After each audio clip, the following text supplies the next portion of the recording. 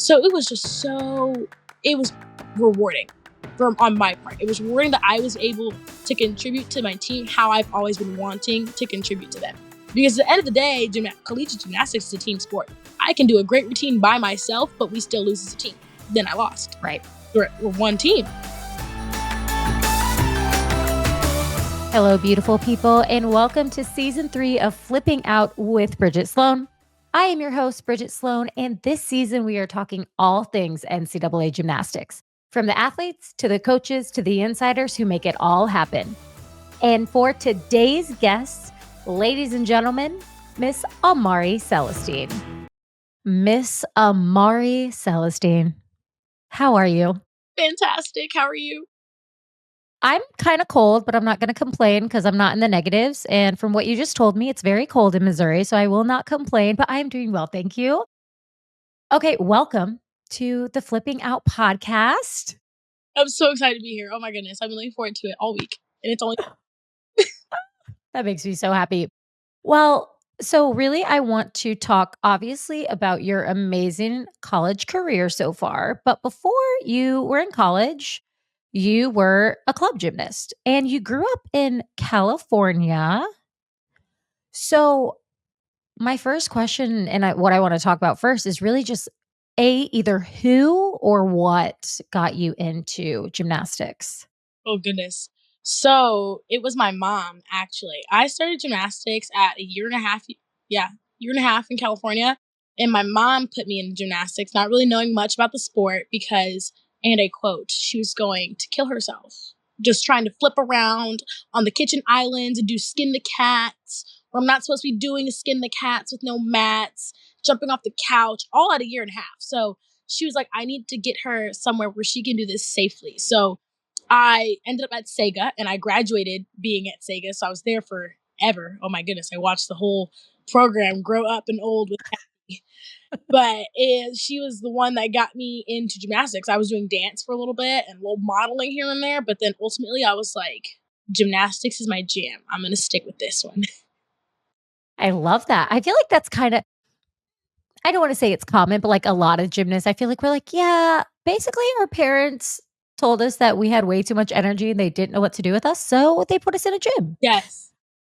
It sounds like you're on that similar path. Well, so after you started gymnastics at a year and a half, that is super early. Good for you. So you were doing like mommy and me classes. I actually skipped those, apparently. Says my Okay. yes.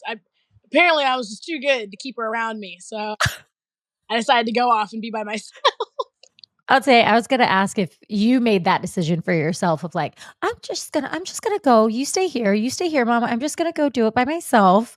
Ugh, That had to is have been too much. I was the one that was all the kids like to listen. No, I'm like over here doing my own thing. Not what the coach was telling. I'm doing whatever Mari wants to do in the corner. Amari was doing what Amari wanted to do. It's not your fault. My goodness, I was the struggle bus. I'm watching like all of our home videos now that I'm a senior, and all the kids are like sitting down doing like they're just doing the pretty sit. I'm in the corner doing cartwheels, back and forth, back walkovers and back bends, and it's like, yeah, that's my kid, says my mom. There it is. There she is. Look at her go. That's incredible. So you get started in gymnastics, and first of all, staying at one gym your entire club career is really impressive. I feel like that's almost rare these days. Yeah. But what made you realize like I'm actually pretty good at this sport? What's happening? I want to say, so my mom has always told me that I just had a gift. She's always told me that, you've always been like super talented, but it was the work ethic that took us a little second. So talented kids are like, I'm going to rely on this for a little while. I don't need to point my toes, straighten my legs. I can get the skill to my feet. Like, it's okay. And it took me a minute to go like, oh, wait a minute. Like, you're actually kind of good at this. So I want to say I was in high school when this happened where I was like, Okay. I'm consistent. Like, I could actually get my legs straight. And at the time, my like our head coach in the gym, he was really big on like 38 all-around scores. 37 is like okay, but 38 all-around scores is where we need to be. So I was 38s down the board. And I was like, okay, like this is solid. I feel like I'm like a good competitor because he always taught us that in college, these 38s are going to be like 39s eventually because of like the score difference and everything like that. And Mhm. I feel like I'm in a good spot. And then I went 39 at one meet right before COVID. It was the last meet we had right before everything got shut down. And I was like, oh my goodness, you just did that. That's so cool. That's the thing in the world. And then I just like kind of reveled in that for a little bit. And then I was like, okay, now it's time to just, be in the house with my family and we'll come back next year. Wait, so you were getting I guess I've been out of the club scene for way too long because I feel like when I was in club, it was like 36, 37s, and you were like, "Yeah." Yes. I So things have changed. was 6. And then Terry came to our gym and he changed the whole trajectory of our program. Like we were cool with going to meets and like, we were getting on the podium. No, he got there and we were like, we're gonna be the team that walks in, that other teams are gonna look at us and be like, wow, this be a day. Like we're gonna be that team. And at first I was like, this guy, he wants me to do what? What does he want me? He had so many different technique things that he wanted me to do. He was the one that drilled in me that I was very talented but had zero work ethic. Like he was the person that was like, you have so much potential, but you're not using it. So it frustrated him, which I fully understand now. I was frustrated at this time. At the time I was like, man, I'm still good. I get it to my feet. Like that was the mentality Mhm. it had. And he was like, no, you need better technique. Like, you do not have that great of technique right now. You're very athletic, but if you want to be one of the greats and you want to go to a D1 college and compete and contribute towards the team, you need to have good technique. And I was like, okay, finally bought into it. And man, our whole level 10 team were 38 all rounders. 37s were like, are like iffy meets, but we were 38 all rounders. And it was so, Wow. like, it was a confidence booster in ourselves. I knew I could go out in a meet and still have like an okay meet and still do a great job. Still like get on the board and turn some college coaches' heads and everything like that. Like he really instilled confidence in us. It was great. Wow. Yeah. Yeah, that so it sounds like confidence has always kind of come do you well, is it okay to say that confidence has come easy to you in the gym? It used to. It used to. Because I mean, in the same light, he was a very great gymnastics coach. I'm gonna leave Mhm. that. He was a very great gymnastics coach. But then it was also during like his coaching, my confidence kind of withered just a little bit because Mhm. do the same exact skills my other teammates could do just out of fear. So as we see, I do a different dismount on bars. All the level 10 girls had single bar releases. I was the only one that didn't have single bar release simply because I'm afraid. I'm so scared. Yeah. I mean, club gymnastics, everybody's uniform, all the routines look pretty much the same, and that's just the standard of the team. And because I was kind of like a little bit to the side, it was just different. So my confidence kind of withered at that time. But then I got to college, and my coaches were like, "You're great over here." I thought I was going to be a vault floor kid when I came here. Seriously, I thought I was Wow. because that was what my coaches told me. They're like, "You're really great on ball and floor. Bars and beam, it's okay. You know, colleges normally give scholarships to 3 event people and up, so we just got to get you one more." I was like, "Okay, I can get at least one more." And then I get here, and my bar coach at the time was like, "I'm having you anchor bars," and I was like, "I don't think I'm hearing you right because." You told me I'm anchoring, and I was told that anchoring is like a really important position. So, and you're putting me, a freshman, who was not really supposed to be in the bar lineup anchoring. This can't be true. And oh my goodness, my confidence, I was like, wow, these coaches over here really instilled a lot of confidence in me, especially coming back on beam. That was something that I never thought I was going to be able to do. And when we got Lacey, she was like, what do you want to do? Like, what are your goals? And I said, I want to be in a beam lineup. I've been trying for 2 years. And then I end up, not being able to make it because we have a lot of great Mhm. beam kids over there. But that is something that I'm not, like, I need to be in the beam lineup at least one good time before I graduate. She said, hey. And oh my goodness, did she push me? She was like, you are a beam kid. She would tell me over and over again, I'm tired of you not thinking that you're a beam kid because you are a beamer. And oh my goodness, that was just the confidence that I needed. I feel like coming to college, not that like my club experience was completely negative. We always have things that we would like to, Right. for the most part, pretty positive.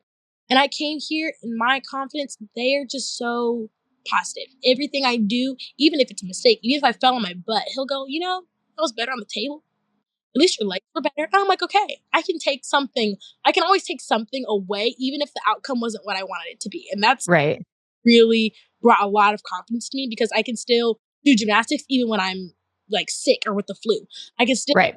greatest gymnastics, still get to the beam and do what I need to do to contribute to my team, even when I don't feel the best or when I'm tired or I had a really big exam today, so my brain is kind of wishy washy. Like that's something that has been instilling confidence in me since I've been here as a freshman. And now that I'm a senior, I'm like, okay, I'm sick today. No biggie. I'm just going to go in, get my work done, do what I need to do at the caliber that needs to be done at. And I'm going to go home and get in my sheets and go to bed. So it sounds like you are able to give your 100%. No matter what that 100% might look like, you are gonna give it. Absolutely. If I'm at 70%, I'm giving all 70 of what I have.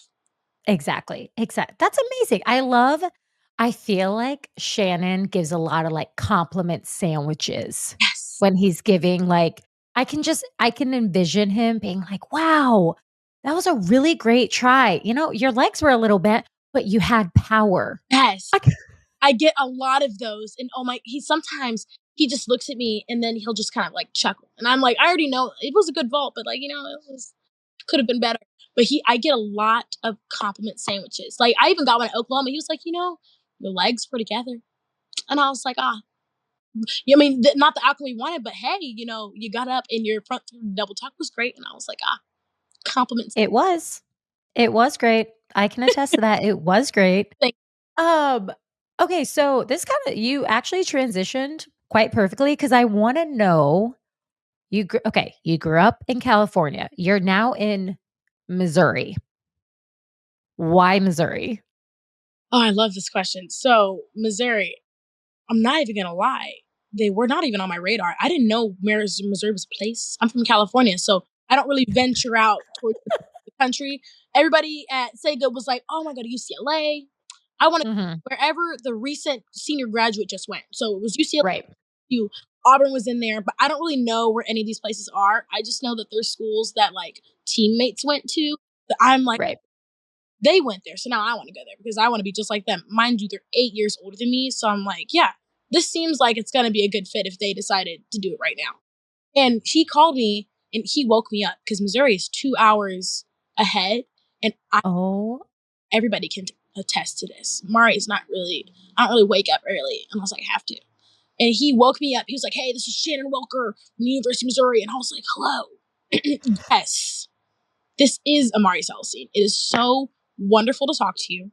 I'm happy you called me. He was my first call on the 15th, and I was like, okay, awesome. I know who you guys are now. And sure enough, he asked me who my visits were. I had another visit with another university, and they scheduled all of their home visits and official visits the week before the other university did. And I said, "Oh, you guys are strategic. I can appreciate that. You guys are really being smart over here." It wowed me from the spot. They sent their coach to come to my home visit. He had his whole iPad laid out. He goes, "These are all of our dorms and all that other good stuff." I got to go to Cheesecake Factory. I'm eating on the brown bread. This is all great. I don't even go to Cheesecake Factory for the cheesecake. I go for the pumpernickel bread. That's why I go. fair enough. Fair enough. Hey, this is cool. Like they seem like they're always renovating. There's something always going on that's new on campus. I enjoy this. Solid. I get to campus. I was like, okay. It seemed way bigger looking back at it now that I've been here Mhm. 4 years, where I'm like, I know where everything is at. But when I got here, I was like, whoa, this is awesome. They took me around. It was just me on this visit. And he got me good. He got me when the sun was still out and it was still a good Ooh, side. So he really got me good. I could still wear shorts outside and be okay. So I got there and I was like, I would really like it. I got to be around the team and it seemed like nothing was forced. I mean, you're yeah. and you're automatically wanting to think that they're going to be on their best behavior because they have a guest present. They were just acting how they normally are. Like it was like a Mhm. regular Tuesday for them. Just a regular Tuesday. We're practicing, we're cheering for each other, we're being supportive of one another. They're doing conditioning and they're cheering for each other. When coming from club, it's such an individualized sport that I'm doing conditioning Right. in silence by myself. Nobody cheering for me to do press handstands, but they are cheering for each other doing tuck jumps on the resi mat. It doesn't matter how small the exercise is, somebody's voice is being heard. And I was like, just by myself, having a great grand old time. And I'm watching these girls, and I'm like, they really look like they're having a great time. And if anybody knows me, I am a very family-oriented individual, so the fact that they looked together was everything. Mhm. That was what I was looking for and needed in a university, was that I needed to feel like I was a part of a family, which is not something that you would normally feel in JO, which I was imperative to me committing to anywhere. I needed to feel like if I came on this team, y'all would have me. I'm entrusting you with everything I've got for 4 years. Mommy and daddy aren't with me. You're mommy and daddy. Okay, I need to know that you've got me. I need family atmosphere. And boy, does Missouri have it. It's so good. It's like we're all sisters or, just extra parents because I'm the oldest sibling. So everybody knows the oldest sibling is just the third parent. So it's like just the 16th parent on the team now that I'm old and frail. So it's nice to have. Old and frail. Ma'am, you can we need to remove those words from your vocabulary. You are not old and frail at all. Thank you. Um, wow. So you said that you were looking at another school. What was the other school? So University of Minnesota and UW were the other Okay. land. I committed to Mizzou before I even got to go on my UW trip. I Hey, when you know, you know. I knew already, and they had so much to invest not only into their athletes as like athletes, but to us as people. I was pre-med when I first got here, and then I went through a major crisis of I don't know what to do. If I'm not going to be a doctor, there's no other jobs. There's no other jobs besides doctor. And Shannon was like, "Amari, are you sure this is what you want to do?" Like I was on my third C at this point. I was an A student coming to college. I was on my third C at this point in chemistry, and he was like, it just seems like you would be so much better off someone. I was like, no, man, I'm gonna wear that white lab coat. You just wait and see. And then I got to my fourth semester and I was like, no more. I can't. I need somebody to help me. I don't know what else I can do. And then they're like, we feel like you would be really good in this area. And as soon as they put me there, I flourished. I've flourished. It's been That's all it took. yeah, that's all it took. I just needed a little change of scenery. I needed something else other than chemistry. That was what I needed. I didn't want I don't think you're alone in that. yeah, mm-mm. Chemistry was a lot. Uh, yeah, I mean, I can't speak from experience. Like, nope, that chemistry wasn't even a potential Yeah. class for me. Um, yeah, good old communications major over here. But okay, so I do wanna hit on this now briefly because I think a lot of athletes that come from club or whatever they're in before college, it's almost like you have this mindset of like, this is what I want to do. This is the one all be all. Yeah, And then you start actually do it. becoming a student athlete and you realize, whoa, this is a lot. I mean, it's a full-time job. Yeah. Being a student athlete, I will always say this and I believe this to my core. It is a full-time job. It is actually going to prepare you for whatever you do post college. So you have that to look forward to. Oh, it slapped me in the face. It was bad. Oh, it slapped me right across the face. Like, I balanced high in athletics and traveling. Like, I'm golden. I'm goaded. Mhm. No, no. My first semester, we don't have squirrels like that in California where they just run rampant.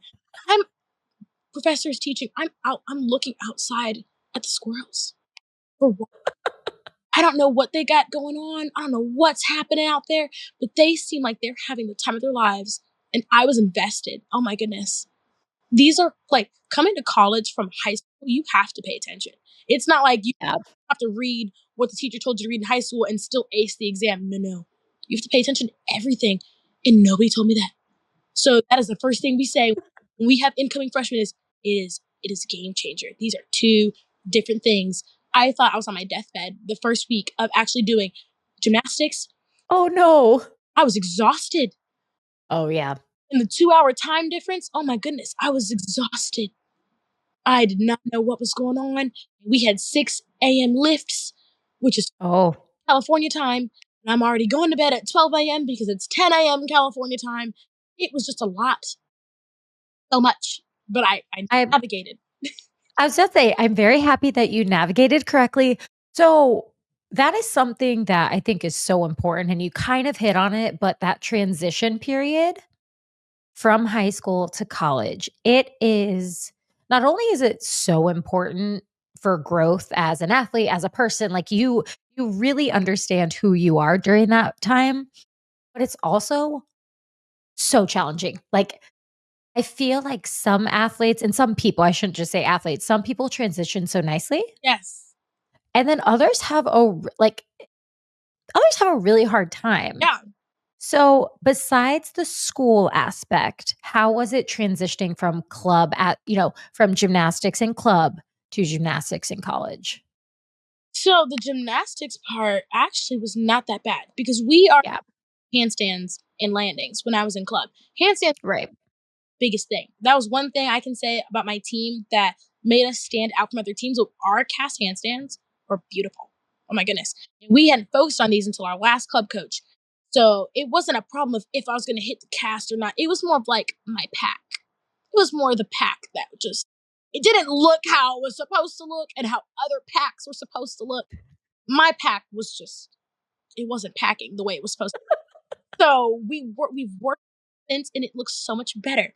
But everything else, it was beautiful. Oh my goodness, the numbers are great.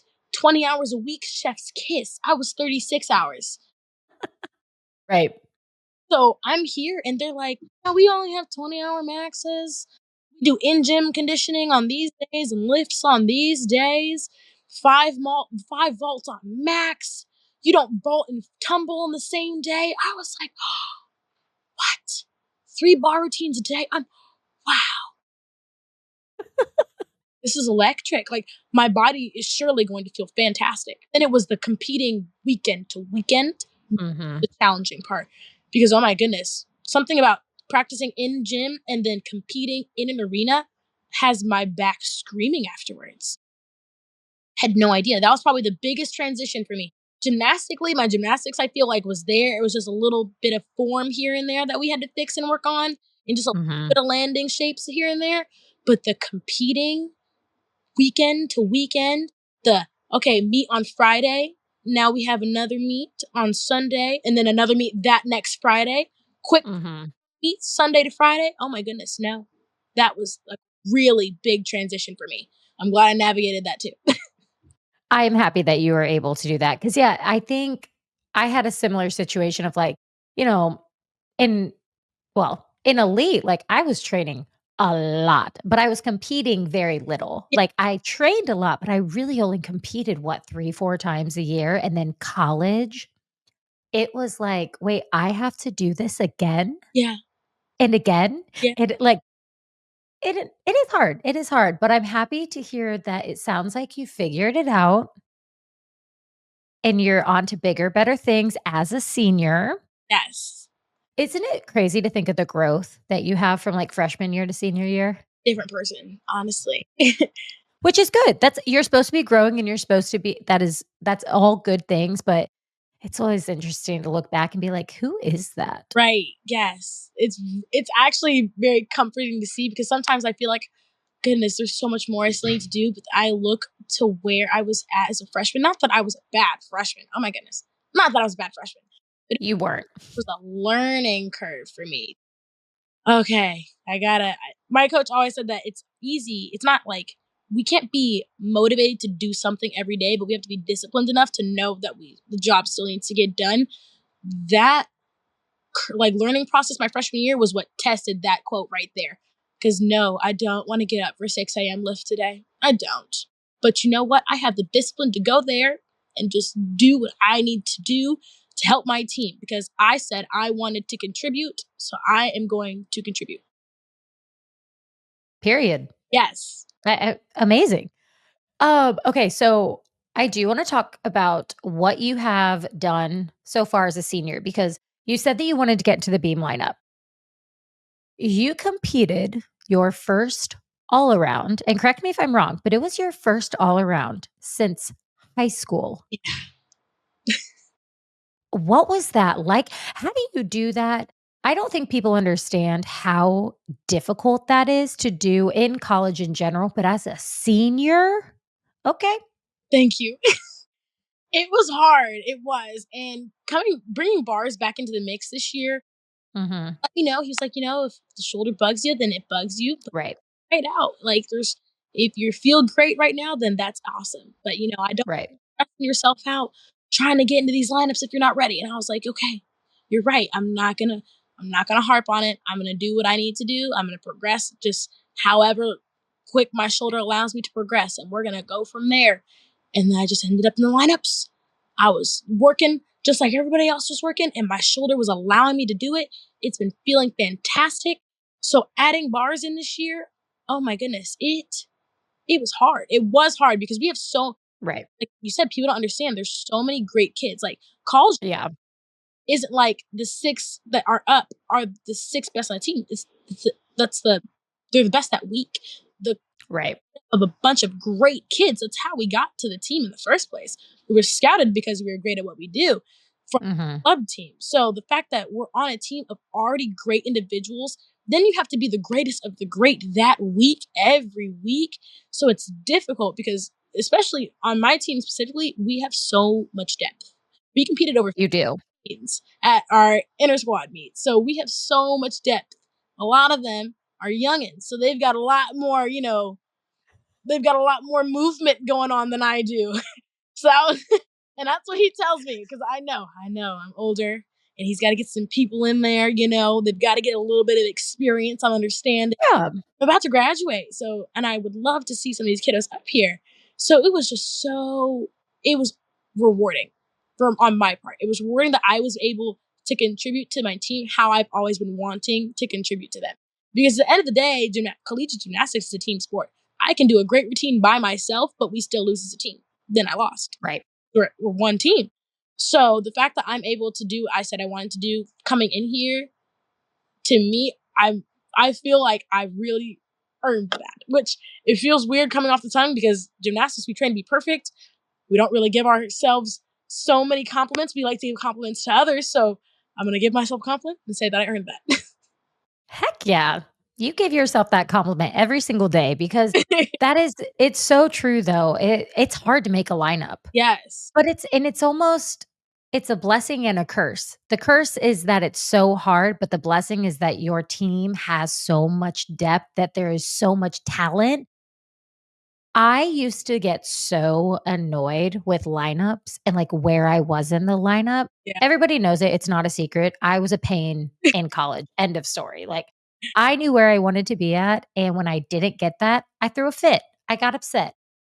Now that I'm on the other side of things, there is so much strategy that goes into your lineup that now I can sit back and be like, "So there was a reason. Right. There there was a whole reason." But it is true, it's hard to make a lineup, and what's even harder is to stay in the lineup. Oh my goodness. Because then after that, people are gunning for those spots. Mhm. Gunning for those spots. Rightfully so. You want to compete. Understand Absolutely. understandable. So it's like it's really the best of the best that week, especially on Yeah. this where you have so much depth and have so many talented individuals putting up great routines with great scores. Yep, for sure. Well, speaking of being great and putting up great scores, let's transition to one of my favorite events to watch you on. Amari, you are amazing on all 4 events, but floor, Thank you. I just get excited. I love seeing athletes on floor mainly because it's an opportunity for them to, like, really express their happiness, and it fills my tank seeing athletes enjoy a sport that I enjoyed so much. But your floor, not only are you an amazing dancer, but your floor routine this year has a little unique twist on it. And if you don't mind sharing who choreographed your floor routine and kind of what made you pick the music? Like where did that come from? Okay, absolutely. So my brother Artion, he created my floor routine over FaceTime, actually. This. Wild. Right, because he also has a life. How dare he? Oh, I forget he's younger than 17. He's also a senior, but in high school playing football. So my brain, I'm like, yeah, you could totally just fly out to Missouri whenever I want you to, and then we can record it. No, he was really great this season. He had an amazing season. I'm gonna give him his props, give him his flowers. My brother ate down so bad this season. It was amazing to watch him just be that successful because he's the one of the hardest working individuals I have ever met in my life. And even though I'm the oldest sibling, I look up to him because this kid is always happy. He's always something he can be better at. He's always putting like he has 70, he's giving you 90 of his 70. Like he's giving you more than what he can give you. He's giving you 90 even though he's give like does that make sense? I don't know if that It does. It does. giving you more than what he has right now. And oh my goodness, it totally paid off. And I was so happy to see that. So his team had made it to CIFs and he could not come and do my floor routine over Thanksgiving like we wanted him to. So we did this over FaceTime back in September because we already knew that he wasn't going to, like, our schedules were not going to align Right. choreographing this routine in September over FaceTime. He's sending me clips back to back if I can't figure it out, videos of himself doing it. And then if I did it on FaceTime and it didn't look how he wanted it to do, he would stop me and we would redo it. And we would keep doing it until I could figure it out. He hadn't even seen it, hadn't even seen my floor routine full out until he came to watch in December. Hadn't even seen it. Wow. Right. That you must really love your brother because I'm just envision like, I have siblings, and there's no way my any of my siblings would have been able to, like, choreograph well, first of all, we are not dancers, so that's problem number 1. But I feel like it just is so interesting when I hear about, like, "Oh, my family did this," or, like, "I'm coached by my family." I'm always like, Oh yeah, you gotta love him. No, I know. "Mhm, Yes, no, because he does get on me. He does. Before Beauty and the Beast typical." first meet, he was like, Amari, that is not how that move is supposed to go. That is, do it again. That we spent Oh, an hour and a half on a dance through. I wasn't even tumbling, just dance through. And we spent an hour. And he was like, that is, you need to be on toe. You need to be in releve. And I was like, oh, I'm so sorry. Shame on me. How, excuse me. Well, let me do that for you right now. Like he is a perfectionist. He's like, I'm not gonna go out there with something I made and you look a mess. So I'm like, okay, I can appreciate that. Thank you so much. I forget that he was a professional dancer. So I'm like, how Leve is, I'm stopping right. the trajectory of the conversation so he doesn't pay attention to the fact that I didn't do it how he wanted me to do it. But he's like, he's just ahead of his time. I don't know how else to explain it. I do love him very much. I'm the oldest of four, so I love all of my siblings so much. He just so Oh my gosh. Wow, you're the oldest, I'm the youngest of 4, actually, so amazing. So you must love life. It is so great. Youngest treatment. I love that. Yeah. okay, I feel like I'm being a little attacked here. Um, I think all of my siblings and I, we were the same growing up. We had the same rules. Some of us just maybe got away with things a little easier. And I'll just leave it at that. I'll just leave it at that. I'm sure if you were to ask my sister, I have 2 brothers and a sister, I guarantee you my sister would be like, "She had the easiest life ever." Oh my goodness. Is your sister the oldest? No. So it goes boy, girl, boy, girl. My goodness. The girls are on the bookend. So my sister is the youngest as well. Yes. Love that. Oh, so brothers are in between. Yep. So, Boy, okay. sisters is Yeah. bookends. That's how it goes. Mhm. See, in my family, it was if I was the first child, I would have been an only. Like, my parents have said that so many times. They're like, "I believe all of my siblings were relatively easy, and then I came along and just caused chaos." Oh my goodness. Now, Yeah, you're welcome. my parents, they took a leap of faith having more children after me. That's what they were like, surely it can't get worse than this one. It can't. There's no way. Oh my god. I cried so often. My mother thought I had colic. Like it was so bad. It was so bad. I'd cry in public spaces, and I am shamed. My mom will tell stories, horror stories, I might add, about her taking me and raising me by myself for the first 2 years of my existence. And oh my goodness, I feel so bad for her because I was a pain to deal with. I was. If I didn't get what I wanted, fit, tantrum in the middle of Walmart, tantrum. Can't have the Skittles, tantrum.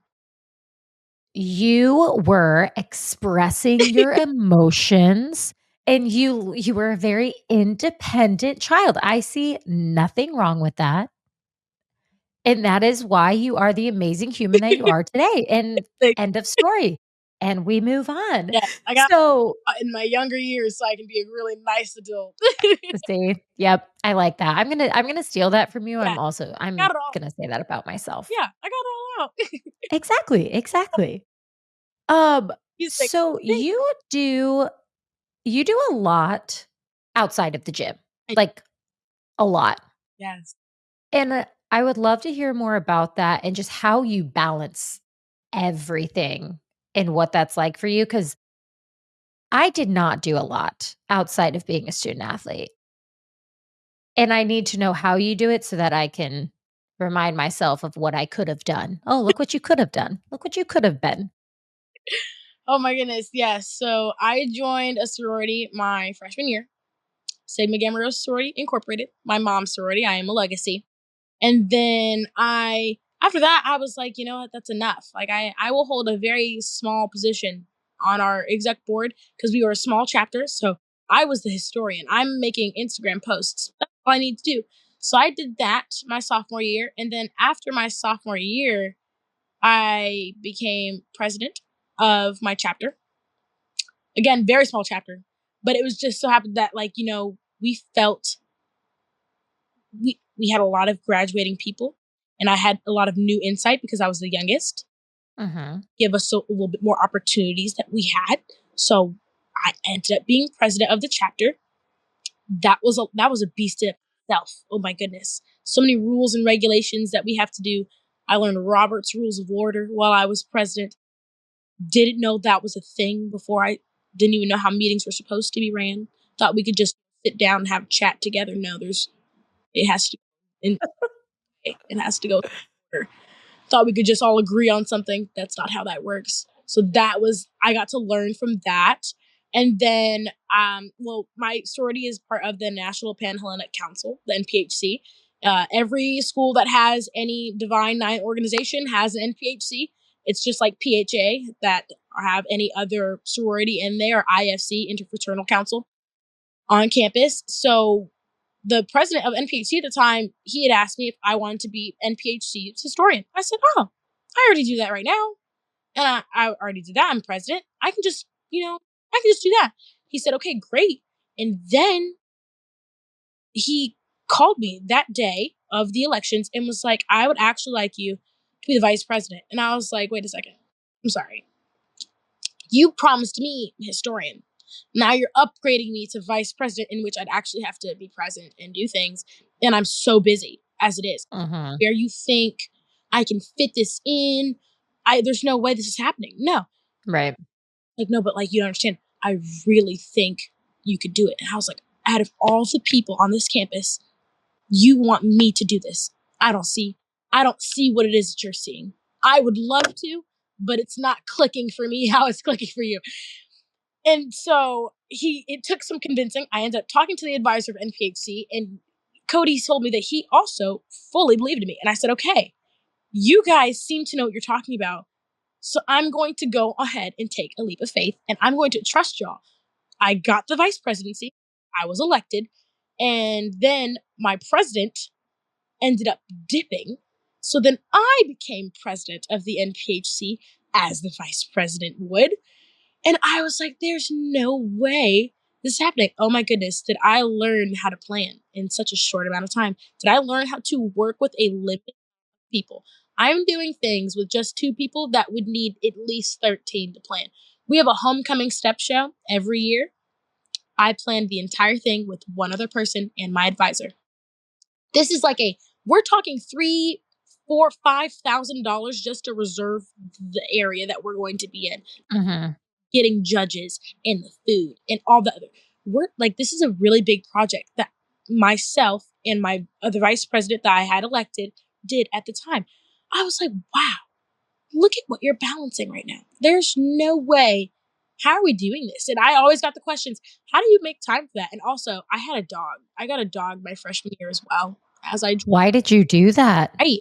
But oh my goodness, my son, It was a blessing. he was doing great. Just fantastic. We were living it up. Everybody knew if I was coming, so was my dog Ace. He was coming right with me. Awesome. So I don't think I'd be able to handle anything unless I joined my sorority initially. How I joined, they just taught me time management. and prioritizing. If this doesn't need to be done until Thursday and it's Monday, I don't need to do that right now. I need to do this homework assignment that's due tonight, right now. Even if I don't want to, I don't want to. It needs to get done. It's the prioritization that I really Mhm. help on, and I'm a big procrastinator. I will wait until 10:30 to start a paper that is due at 11:59. I will wait. I can't do. I just, it's the anxiety in me that's like, we'll just put it off and it'll magically appear done. Couldn't do that anymore as a freshman. So they taught me a lot of time management about how to complete things in the beginning of the week. So at the end of the week, I'm not scrambling in my mind trying to Mhm. figure out how to get it done. So when I was adding all these new things in, like president of NPHC, that was great. I did good. And then I had switched majors. I'm now wanting to be in marketing and work with sports and athletics. So I'm a PRST major. I need an internship. I applied for an internship. I got the internship. I'm now adding the internship in addition to being president of the council, and I'm still president of my chapter. So I was president of two different organizations at this time, and adding on this internship, and I have Whoa. and I'm an athlete.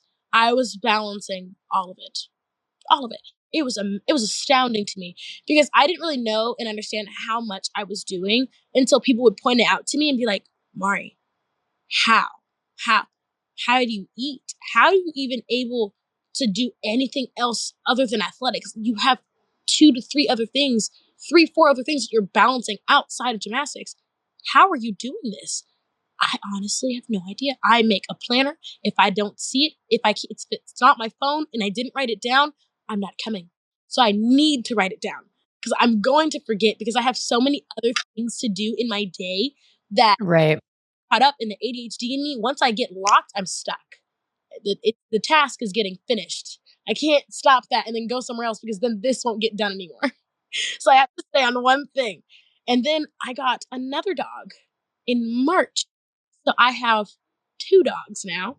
I am no longer president of NPHC or my organization because we switched terms. We go off Mhm. presidential elections in the US. So my term was up in November for NPHC, and my term was up for my sorority back in the spring. We do those ones differently. So now I just feel like I feel so light because I'm no longer president of those things. But then I got promoted in my marketing internship to one of the leads. So now I actually have to coordinate things for specific sports like wrestling, volleyball, and then baseball are my sports that I primarily coordinate and write scripts for and try to create revenue for. But then I'll hop on to all the other sports like basketball for women's and men's. I won't do gymnastics, obviously. I did football, then softball. I'll work a little bit on that too. But yeah, that's kind of my schedule. Wow. Wow. So is there anything you can't do? I can't draw, not That was really quick. That was because people okay. do this because people found out that I can sing, but I was going to ask you. I heard. yes, I can't draw though. But I used to say I can't play an instrument, and then I learned how to play the guitar.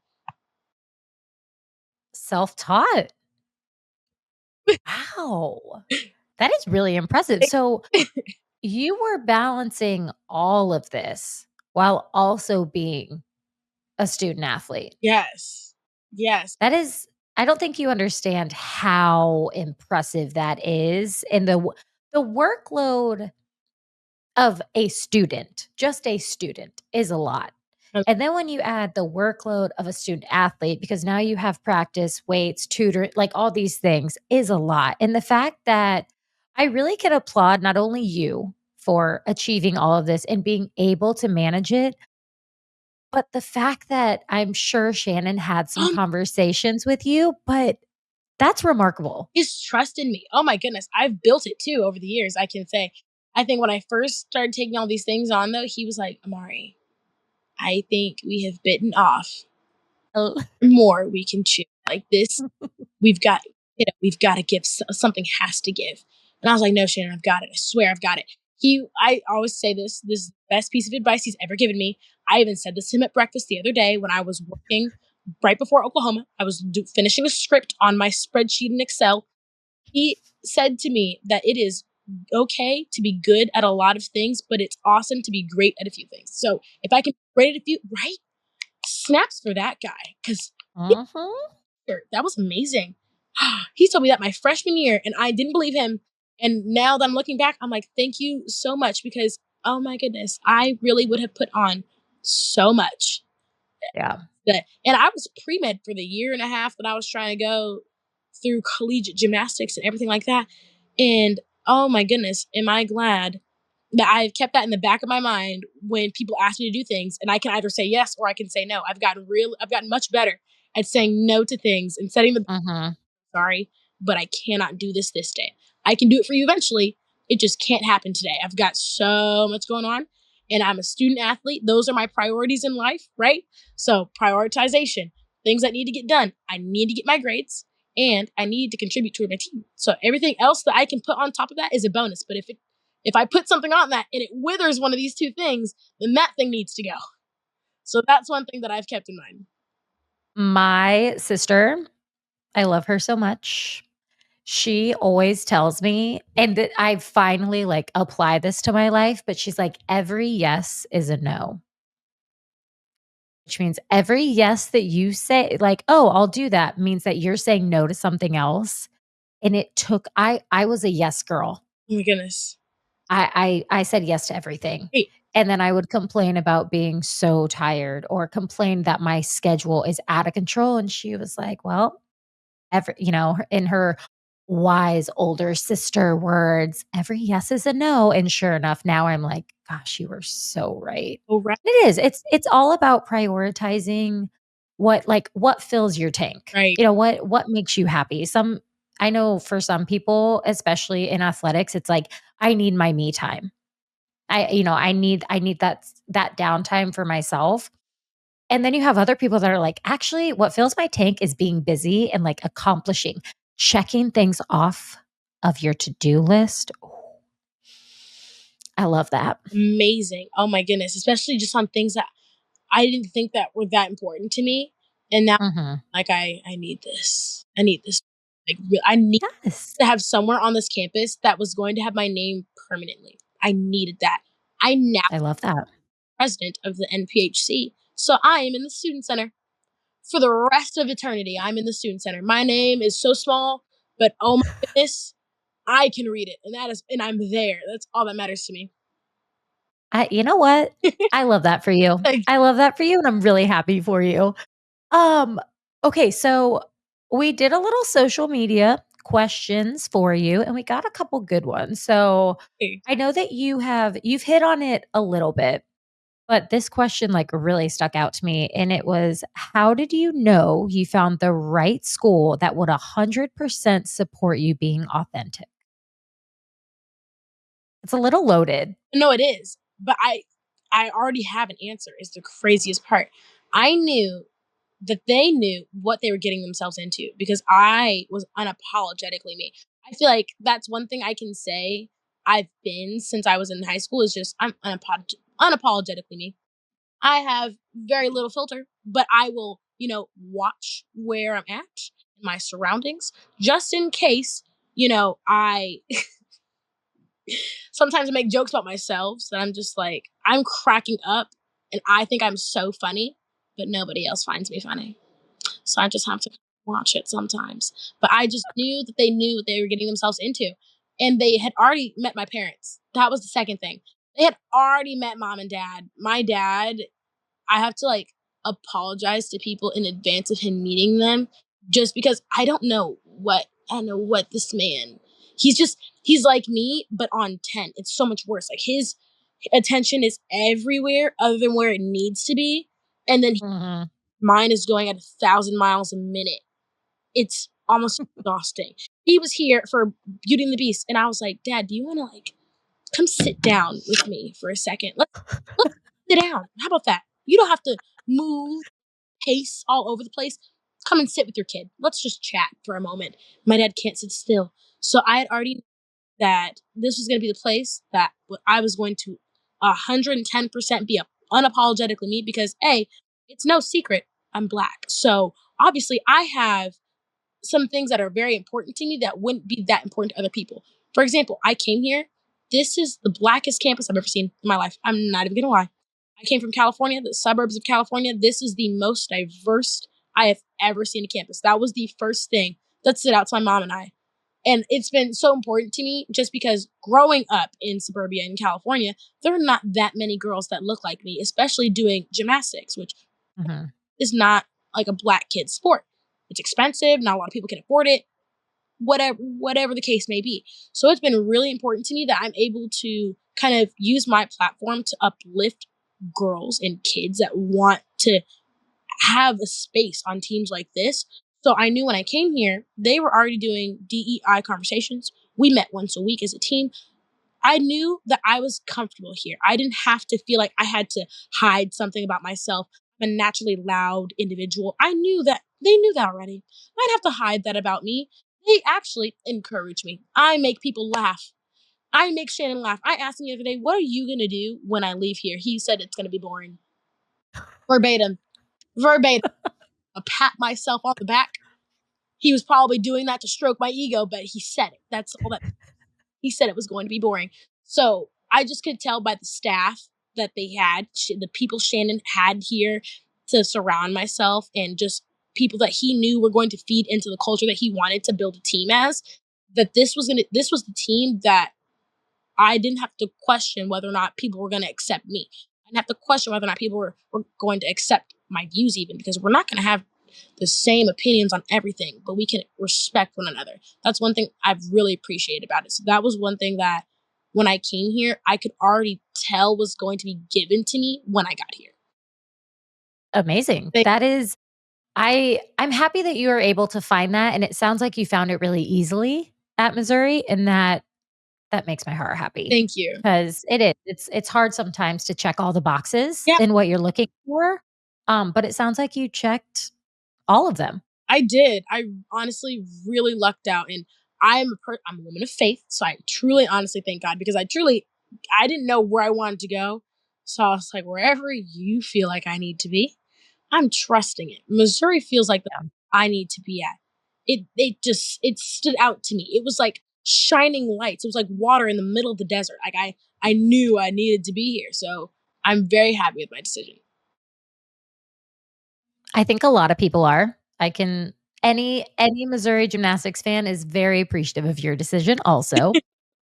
So, this next one, and this will be our last question from our social media, but I really like this question. Hopefully you can actually I know you're going to answer it very authentically and very you. So, when you have a mistake at a meet, how do you bounce back and get your head back into like that meet space? Oh my goodness. Especially because it's a short amount of time to get your head back in the game. It's so short. Yep. And I honestly, it's a learning process. I don't think I would have been able to do this. And I was not, I don't, it's not even think, I was not able to just bounce back like I did at Oklahoma when I was in high school. It was a whole, it Mhm. was an ordeal. It was, I'm pouting in the corner. I didn't do what I wanted to do, so I'm boo-hooing in the back. I'm boo-hooing in front of everybody else. Everybody now feels uncomfortable because I'm boo-hooing in front of your face. I don't even care. I'm crying right in front of you because I didn't do what I wanted to do today. Mhm. Now being in college, it's just giving yourself grace, giving myself grace to be able to learn. I fell. All right, I fell. I have 5 other people that are more than capable of doing what they need to do, so they drop my score. And then my fall doesn't even matter. Doesn't even matter. It's irrelevant to what else we have to do. Especially being at, I'm just going to use Oklahoma for as an example because it just happened. And oh my goodness, was so upset. But it's okay because it's in the past now. But with that being said, I had beam left. They needed me on beam still. That needed. I'm on a team now. It is not just me. I am not just doing this sport just for myself. I am doing it for 21 other girls that need me. I needed to get my head in the game because I had other people relying and counting on me to do a job. I came there to do a job on each individual event. Just because it didn't Mhm. go the way I wanted to on one event does not mean that it's going to go the same way on the other event. So I need to compartmentalize and leave it where it's at and continue through another path. I need to go to Beam and do what I came to do for Beam. My job doesn't end just because I fell on floor. So that's kind of the mindset and the mentality that I had. Now, finishing out the floor routine, oh goodness, I had to run to the floor. That was just, and you feel all the things, the upset, the embarrassment, the sadness, the pain. Ouchie. I felt so much better after I just put a smile on my face. Smiling releases serotonin. It's a fact. I learned it from a motivational speaker. If you just smile or say cheese or laugh a little bit, instantly releases serotonin into your body. Just because that's how we are as people. So I got up, I just shook it off a little bit, had my 3 seconds of whatever face I wanted to have, and then I fixed it up and I smiled and I finished the rest of my routine to the best of my abilities. Because at the end of the day, even in college gymnastics, it's down to the last tenth. Both teams could fall. Nobody knows what Oklahoma's going to do. Both teams could fall. So it's now my job to make sure that I minimize the damage. I could have easily gotten up there, done a meh on my leap. Last pass, doesn't really matter because I already fell. It does matter. It matters from start of salute to the end of the salute. So I think that's just something that since I've been in college, they've really taught to us is it's down to the last tenth. My up counting my fall, but at the end of the day, it's down to whichever team had the best day. That's why we don't watch film. I explain it to people that don't watch gymnastics. Why don't you watch film? We don't watch film because it's a game of chance. It's literally a game of chance of who's going to be great that day. That's okay. why. I can't watch what they did last weekend because that's not going to be the same as what they did this weekend. Right. But you watch your own film. Absolutely. Or do you guys not watch? Okay. Other people. I watch my own just so I can be like, oh, yeah. What happened? What happened on that full in? Oh, I see what happened. And threw my body to the right and then threw my body to the back. And now I can see, now we don't want to do that next weekend and I can build from there. We'll always watch our own individual film. But yeah. Volleyball, they watch team film on other teams. Football watch on the team that's coming in. Like, this is the weak spot. This is where we can't do that. We can't. Yeah. It'd be the same thing. We could get a perfect 200 one weekend and not do the same thing the other. That's just not how gymnastics works. We're a completely different sport. We're a completely different caliber of athletics. Yeah. Yeah. That's so interesting. I never really thought about that. But yeah, you would never watch whoever you're going up against, like on Friday. It's like, I would never want to watch their routine. Why do I need to worry about what they're doing when I need to worry about what I'm doing? I need to worry about what I have going on when I walk in there. I'm not focused on what they've got. Not the same. Because you would never think to watch Oklahoma coming to you. Like, you would never right. to watch Kentucky coming, or okay, let's sit down and watch all of their routines and evaluate all of their. That's what the judge is for. That's what the judge is for. That is true. Evaluate all the routines. It's my job to do my job. It's my job to do my gymnastics the best I can on that day. And if it works, then we had a great job. So just to wrap things up, I always love asking athletes this question. If you could tell your younger self something, what would you tell her? Ooh. Keep being unapologetically you, but give yourself grace. Have patience with yourself like you have patience with others.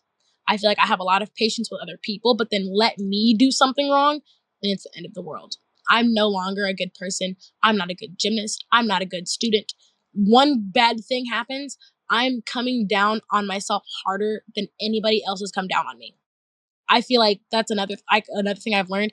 I am my biggest competitor. I am my biggest pessimistic individual. I will get down so hard on myself. But if another person does the same thing, I am uplifting them so they feel so much gratitude within themselves, so much confidence within themselves, to where they know that that thing is not that big of a deal. But let me do it, and it's a completely different story. So that's one thing I would tell to my younger self is have patience with myself like you do with others. That wraps up today's episode. I hope you all enjoyed it. Be sure to tune in each week because we'll be dropping new episodes from the amazing guests that I have lined up for you. I am your host, Bridget Sloan, and this is season 3 of Flipping Out with Bridget Sloan. Please make sure to like and subscribe wherever you listen to podcasts. I hope you all have an amazing rest of your day. Let's make some good life choices out there, and don't forget to be awesome. Bye, guys.